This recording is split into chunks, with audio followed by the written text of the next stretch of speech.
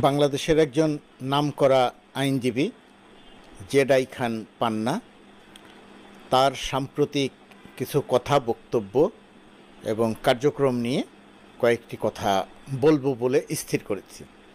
গত কিছুদিন ধরে এই বিষয়টি মনে মনে ভাবছিলাম যে কথা বলবো, কিন্তু কথা বলা হয়ে ওঠেনি অন্যান্য নানাবিধ ইস্যুর কারণে। জেডাই খান পান্না, শুরুতে যেটা বলেছি, নামকরা আইনজীবী।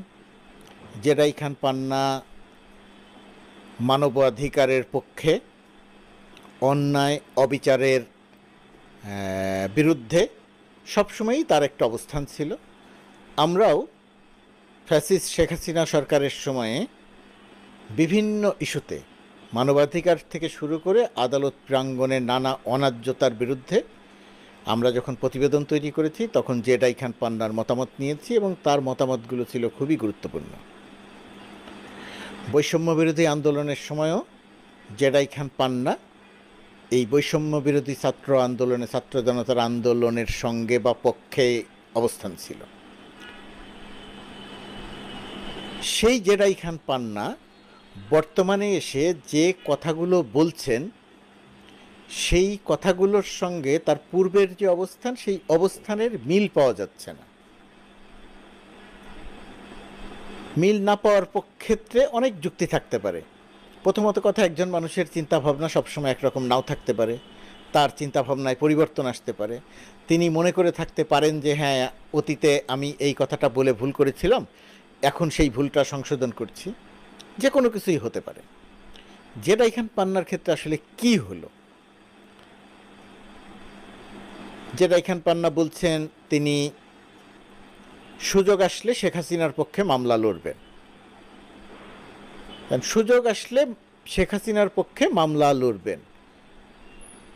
জেডাই খান পান্না একজন আইনজীবী, এবং সেই আইনজীবীর পয়েন্ট অফ ভিউ থেকে এর মধ্যে কোনো অপরাধ নেই। কারণ আইনজীবীরা তো চোর, বাটপার, খনি যাই হোক না কেন, পয়সা দিলে তার পক্ষে আইনগতভাবেই দাঁড়াতে পারেন, কথা বলতে পারেন। তিনি জানেন, কোনো আইনজীবী হয়তো জানেন, আমি আইনজীবী পেশাকে ছোট করছি না, অত্যন্ত গুরুত্বপূর্ণ পেশা। একজন আইনজীবী হয়তো জানেন যে একজন ব্যক্তি তার কাছে এসেছেন, সেই ব্যক্তিটি সত্যি সত্যিই একজন মানুষকে হত্যা করে এসেছেন। তো সেই আইনজীবীর কাছে যখন আসে এবং ওই আইনজীবী যখন এই কেসটি নেন, তখন সেই আইনজীবীর প্রাণপণ চেষ্টা থাকে যে হত্যাকারী ওই ব্যক্তিটিকে তিনি হত্যাকারী নন, অর্থাৎ নির্দোষ প্রমাণ করা। আইনগতভাবেই তিনি এই কাজটি করতে পারেন। দু একজন বা কিছু কিছু আইনজীবীর ক্ষেত্রে ব্যতিক্রম আছে, তারা এই ধরনের মামলা হয়তো নিতে চান না। কিন্তু এই ধরনের মামলা নিলে, এই ধরনের মামলা আসামির পক্ষে দাঁড়ালে, হত্যাকারীর পক্ষে দাঁড়ালে, এতে আইনগতভাবে কোনো সমস্যা নেই, এথিক্যাল জায়গাতেও কোনো সমস্যা নেই। আইনজীবীদের ক্ষেত্রে মোটামুটি আমি যা জানি সেটার ভিত্তিতে কথা বলছি, সেটা তিনি দাঁড়াতেই পারেন। কিন্তু জেডাই খান পান্না বলছেন বর্তমান প্রজন্ম দেশ ধ্বংস করছে। এই কথাটা খুব গুরুত্বপূর্ণ, যে বর্তমান প্রজন্ম কি করলো যার পরিপ্রেক্ষিতে দেশ ধ্বংস হচ্ছে। বর্তমান প্রজন্ম কি করেছে? বর্তমান প্রজন্ম বলতে তিনি নিশ্চয়ই বৈষম্য বিরোধী ছাত্র আন্দোলনকে বুঝিয়েছেন। তো তারা আসলে দেশ ধ্বংসের জন্য কি করেছে? তারা শেখ হাসিনার বিরুদ্ধে একটা আন্দোলন করেছে, শেখ হাসিনার ফ্যাসিস্ট শাসনের বিরুদ্ধে আন্দোলন করেছে। সেই আন্দোলন শেখ হাসিনা গুলি করে হত্যা করতে চেয়েছিল, শিক্ষার্থীরা সেই গুলিকে সামনে থেকে মোকাবেলা করেছে, বুক পেতে দিয়ে হত্যাকাণ্ড মেনে নিয়েছে, কিন্তু আন্দোলন থেকে পিছিয়ে যায়নি। ওই যে পুলিশের সেই বক্তব্য, স্যার একটা গুলি করি, একটাই মরে, বাকিটি সরে না। ওই একটা গুলি করলে একটা মরে, বাকিটি সরে না। এই ছিল এই বৈষম্য বিরোধী আন্দোলনের মূল চালিকা শক্তি।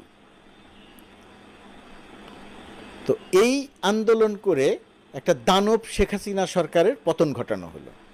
শেখ হাসিনা সরকার যে খারাপ ছিল, ফ্যাসিস্ট ছিল, ফ্যাসিস্ট শব্দ হয়তো তিনি বলেননি, দানব শব্দ হয়তো তিনি বলেননি, কিন্তু শেখ হাসিনা সরকারের মানবাধিকার লঙ্ঘন, হত্যা, জালিয়াতি, লুটপাট, অর্থ পাচার ইত্যাদি ইত্যাদি বিষয়ে সবগুলো, আমি যতগুলো বিষয় বললাম ততগুলো বিষয় না থাকলেও অধিকাংশ বিষয়ে জেডাই খান পান্না তো সোচ্চারই ছিলেন। তো শিক্ষার্থীরা সেই আন্দোলন করে শেখ হাসিনা সরকারের পতন ঘটালো, শেখ হাসিনা সরকার পালিয়ে যেতে বাধ্য হলো। এই কাজটি তো বর্তমান প্রজন্ম করেছে, বৈষম্য বিরোধী ছাত্র আন্দোলন করেছে। তাহলে তারা কিভাবে দেশ ধ্বংস করছে? সরকারের বয়স তো মাত্র 3 মাস পার হলো, 100 দিন পার হলো। এই 100 দিনের মধ্যে তারা কি করলেন যে দেশ ধ্বংস হয়ে গেল, জেরাই খান পান্না বলছেন? তাহলে কি জেরাই খান পান্না মনে করছেন যে শেখ হাসিনা যে গণহত্যা চালালো, এই গণহত্যা শেখ হাসিনা চালান নাই? অথবা জেরাই খান পান্না কি এই গণহত্যা সমর্থন করছেন যে শেখ হাসিনার গণহত্যা ঘটানোটা সঠিক ছিল? ছাত্র জনতাকে যদি গুলি করে, ওই যে পুলিশের গুলি করে, একটাকে গুলি করে একটাই মরে, বাকিটি সরে না, এটাকে জাস্টিফাই করছেন জেরাই খান পান্না? এটা দিয়ে তিনি বলছেন যে দেশ ধ্বংস করা হলো? জেরাই খান পান্নার মূল মানে অভিযোগটা কি? জেরাই খান পান্নার বিরুদ্ধে একটি হত্যা মামলা হয়েছিল, সেটা থেকে তার নাম প্রত্যাহার করা হয়েছে। এটা নিয়ে দেশব্যাপী একটা প্রতিক্রিয়া হয়েছে, জেরাই খান পান্নার নামে কেন হত্যা মামলা হবে, হত্যা প্রচেষ্টা মামলা হবে। সারা দেশে গণমাধ্যমের হিসেব অনুযায়ী এখন পর্যন্ত পাওয়া গেছে 800 মতো মানুষকে শেখ হাসিনা হত্যা করেছে, শহীদ করেছে। বৈষম্য বিরোধী ছাত্র আন্দোলনের তথ্য অনুযায়ী 1,500-এর উপরে। এই 1,500 মানুষকে যে হত্যা করে পালালো শেখ হাসিনা, এবং তার পরিবারের এক একজন শহীদের পরিবারের সদস্যরা যখন একটি মামলা করতে গেছে, তখন তারা মামলা করেছে, পুলিশের কাছে মামলা করতে গেছে, পুলিশ আরও অনেক আসামিকে এর মধ্যে ঢুকিয়ে দিয়েছে। একটা কৌশলে পুরো সরকারকে একটা বিব্রত করা, গণ অভ্যুত্থানকে একটা প্রশ্নবিদ্ধ করার একটা কৌশল ছিল। সেই কারণেই হয়েছে, এবং সেই কারণেই জেরাই খান পান্নার নামে মামলা হয়েছে, এবং সেই মামলার প্রতিক্রিয়া হয়েছে দেশব্যাপী। কেন তাকে আসামি করা হলো, পরে তার নাম প্রত্যাহারও করা হয়েছে। এখন এই বিষয়টি জেরাই খান পান্নাকে অত্যন্ত ক্ষুব্ধ করেছে। ক্ষুব্ধ করতেই পারে, ক্ষুব্ধ করার যুক্তি আছে।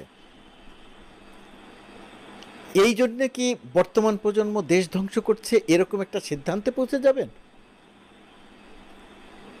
গণহত্যাকে সমর্থন করবেন? শেখ হাসিনাই ভালো ছিল এই কথা বলবেন? নির্বাচন ব্যবস্থাকে যিনি ধ্বংস করে দিয়েছেন, বাংলাদেশের প্রতিটি ইনস্টিটিউশনকে যিনি ধ্বংস করে দিয়েছেন, পেশাজীবী আইনজীবীদের সংগঠন ধ্বংস করে দিয়েছেন, সাংবাদিকদের সংগঠন ধ্বংস করে দিয়েছেন, পুলিশ ধ্বংস করেছেন, পিএসসি ধ্বংস করেছেন, ব্যাংকিং খাত ধ্বংস করেছেন, আর্থিক সেক্টর ধ্বংস করেছেন, বৈদেশিক খাত ধ্বংস করেছেন। এমন কোনো সেক্টর নেই শেখ হাসিনা ধ্বংস করে নেই। তথাকথিত উন্নয়নের নামে সব কিছু ধ্বংস করে দিতেন। জেরাই খান পান্না এগুলো খুব ভালো করে জানেন। তারপরেও তিনি দায় দিচ্ছেন বর্তমান প্রজন্মকে।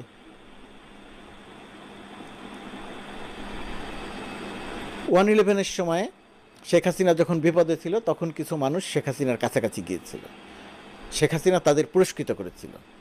জেরাই খান পান্না কি এরকম কোনো পুরস্কারের আশায় এই কথাগুলো বলছেন? ছাত্র জনতার যে আন্দোলন, সেই আন্দোলনটিকে তিনি অস্বীকার করছেন? এত মানুষকে হত্যা করার বিষয়টিকে জেরাই খান পান্না অস্বীকার করছেন? শেখ হাসিনা যে ব্যাংকিং সেক্টর ধ্বংস করে দিয়েছেন এটার অস্বীকার করছেন? শেখ হাসিনা যে উন্নয়নের নামে তার লোকজনদের লুটপাটের সুযোগ দিয়েছে এটা অস্বীকার করছেন? টাকা পাচারকে অস্বীকার করছেন? শেখ পরিবারের যে অনিয়ম দুর্নীতি এটাকে অস্বীকার করছেন? আমি জানি না। জেরাই খান পান্নার প্রতি আমার শ্রদ্ধা ছিল, এখন একটু কমে যাচ্ছে তার কথার কারণে, আচরণের কারণে। আমি কোনোভাবেই কথা মনে করছি না বা আপনাদেরকে এটা বোঝাতে চাইছি না যে ডক্টর ইউনূসের সরকার বা বৈষম্য বিরোধী ছাত্র আন্দোলনকে সমর্থন করলেই তিনি ভালো মানুষ, সমর্থন না করলে ভালো মানুষ নয়, সেটা কোনোভাবেই বোঝাতে চাইছি না। বৈষম্য বিরোধী ছাত্র আন্দোলন একটা গণ অভ্যুত্থান সংগঠিত করেছে, তার পরিপ্রেক্ষিতে একটা সরকার ক্ষমতায় এসেছে, দেশ পরিচালনা করছে। মানুষের যে বিশাল প্রত্যাশা, সেই প্রত্যাশাটা পূরণ হতে সময় লাগছে বা পূরণ হচ্ছে না। সবাই দাবি দাওয়া নিয়ে হাজির হয়েছে। 15 বছর 16 বছর কোনো দাবির কথা বলা যায়নি, দমন নিপীড়ন করা হয়েছে, তারা এখন কথা বলার সুযোগ পেয়েছে, দাবি করছে। আইন শৃঙ্খলা পরিস্থিতি শেখ হাসিনা ধ্বংস করে দিয়ে গেছে পুলিশ বাহিনী, আইন শৃঙ্খলা পরিস্থিতি আস্তে আস্তে উন্নতি হচ্ছে। পুলিশ এখনও পুরোপুরি সক্রিয় নয়, শেখ হাসিনার কারণে, এই সরকারের কারণে নয়। জিনিসপত্রের দাম কমেনি, উল্টো আরও কিছু কিছু ক্ষেত্রে বেড়েছে, কোনো কোনোটা কমেছে, কোনো কোনোটা ক্ষেত্রে বেড়েছে। এখন জিনিসপত্রের দাম কমানো, যে সরকারি ক্ষমতায় আসুক, বাস্তবতা হচ্ছে জিনিসপত্রের দাম কমানো প্রায় অসম্ভব। কেন অসম্ভব? কারণ আমাদের অর্থনীতিটাকে ধ্বংস করে দিয়ে গেছে শেখ হাসিনা, এই কারণে কমানো অসম্ভব। অপকর্ম করে গেল শেখ হাসিনা, বৈষম্য বিরোধী ছাত্র আন্দোলন রক্ত দিয়ে তারা শেখ হাসিনাকে অপসারণ করলো, পতন ঘটালো, পাল্লাতে বাধ্য করলো। ক্ষমতায় এলো ডক্টর ইউনূস, দায়িত্ব নেয়ার সাথে সাথে চারিদিক থেকে একটা বিশৃঙ্খলা তৈরি হলো। গণঅভ্যুত্থান মানেই বিশৃঙ্খলা, সেই বিশৃঙ্খলা নিয়ন্ত্রণের জন্যেই একটা গণঅভ্যুত্থান পরবর্তী একটি সরকার। তো সেই সরকারের সামনে এত দাবি, সেই সরকার এখনও পুরোপুরি কাজই শুরু করতে পারছে না। সেই সরকারকে ব্যর্থ বলা হচ্ছে, সেই সরকারের চালিকা শক্তি বৈষম্য বিরোধী ছাত্র আন্দোলনকে বলা হচ্ছে যে তারা দেশ ধ্বংস করছে। তাহলে জেডাই খান পান্না কি করছেন, জেডাই খান পান্নারা কি করছেন? তারা কি বুঝে করছেন? নিশ্চয়ই বুঝে করছেন। জেডাই খান পান্না অত্যন্ত বুদ্ধিমান মানুষ, বড় আইনজীবী, বহু বড় মানুষ নিজের ব্যক্তি সুবিধার জন্যে অন্যের অপকার করার জন্যে আত্মসমর্পণ করেন, দেশবিরোধী অবস্থানও নেন। আমি জানি না জেডাই খান পান্না বর্তমানে কোন অবস্থান নিচ্ছেন, তিনি কি প্রমাণ করতে চাইছেন, তিনি কি অর্জন করতে চাইছেন। বৈষম্য বিরোধী ছাত্র আন্দোলন এখন পর্যন্ত দৃশ্যমানভাবে এমন কোনো কিছু করেনি যার মধ্যম দিয়ে বলা যায় যে তারা দেশ ধ্বংস করেছে। তাদের অনেক আচরণের সঙ্গে আপনি একমত না হতে পারেন, তাদের অনেক কাজের আপনি সমালোচনা করতে পারেন, ডক্টর ইউনূস সরকারের অনেক কাজের আপনি সমালোচনা করতে পারেন, সেই করার অধিকার সবার আছে। ডক্টর ইউনূস নিজেও বলেছেন সরকার সেটা শুনবে কি শুনবে না সরকারের ব্যাপার, কিন্তু সমালোচনা করার অধিকার আছে। কিন্তু তাই বলে তারা দেশ ধ্বংস করে দিচ্ছে এই কথা বলার অধিকার নিশ্চয়ই আছে। কিন্তু যে কোনো সচেতন বুদ্ধিমান মানুষ এই কথা কি বলতে পারেন? জেডাই খান পান্না বলছেন, তার মানে হচ্ছে জেডাই খান পান্না যে গেম খেলছেন সেই গেমে তার ব্যক্তিগতভাবে লাভবান হওয়ার একটা মোহ নিয়ে তিনি গেম খেলছেন। খেলতেই পারেন, বহু মানুষের কাছে এই দেশ কোনো বিষয় নয়, পরিবার বা ব্যক্তিই বিষয়, যেমন ছিল শেখ হাসিনার কাছে, একই রকমভাবে এখন হয়তো জেডাই খান পান্নার কাছে। তিনি এখন এই বয়সে এসে নিজে কি পেলাম এই রকম একটা ধারণা তার ভেতরে তৈরি হয়েছে। এত মানুষ উপদেষ্টা হলো, আমি কি পেলাম, আমি কি পেলাম, এই ব্যাপারটা খুবই গুরুত্বপূর্ণ এবং একটা ভয়াবহ বিপর্যয় ঘটায়। 1971 সালের মুক্তিযুদ্ধের পরে দেশ স্বাধীন হয়েছিল, তখন মানুষের মনে প্রশ্ন দেখা দিয়েছিল, দেশ তো স্বাধীন হলো, আমি যুদ্ধ করলাম বা আমার পরিবার যুদ্ধ করলো, আমি কি পেলাম? আমার ভাগ্যের তো পরিবর্তন হলো না, চারিদিকে আওয়ামী লীগের লোকজন লুটপাট করছে। 2024 সালে এসে গণঅভ্যুত্থান সংগঠিত হলো, শেখ হাসিনার পতন ঘটল, শেখ হাসিনার পুরো সরকার পালিয়ে গেল। অনেকেই প্রশ্ন করতেই পারেন, যিনি রক্ত দিয়েছেন তার ভাই, বাবা, মা, বাবা, বোন, প্রশ্ন করতেই পারেন যে আমরা কি পেলাম, আমি কি পেলাম?